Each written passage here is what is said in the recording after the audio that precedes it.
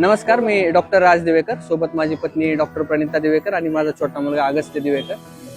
पुणे पुस्तक प्रदर्शनात आम्ही उरळी कांचनवरून आलेलो आहोत.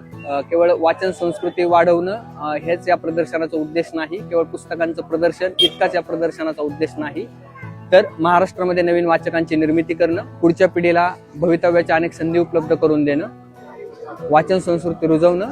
पुणे हे विद्येचं माहेरघर आहे, तसेच आपल्या देशाची सांस्कृतिक राजधानी आहे. या पुण्यामध्ये अशा प्रकारचं प्रदर्शन भरणं आणि अनेक ठिकाणाहून या ठिकाणी लोक येणं, सहभागी होणं हे खरंच खूप महत्त्वपूर्ण आहे. हल्ली वाचन कोणी करत नाही असे म्हणणाऱ्या मंडळींसाठी पुणे पुस्तक प्रदर्शन ही चपराक म्हणावी लागेल. लाखो लोक यामध्ये येतात, कोट्यवधींची उलाढाल होते. वाचन संस्कृती लोप पावत चालली आहे असं म्हणत असताना एकदा पुस्तक प्रदर्शनाला येऊन गेलात तर किंवा पुस्तक महोत्सवाला येऊन गेलात तर याविषयीचे नक्की उत्तर आपणा सर्वांना मिळेल.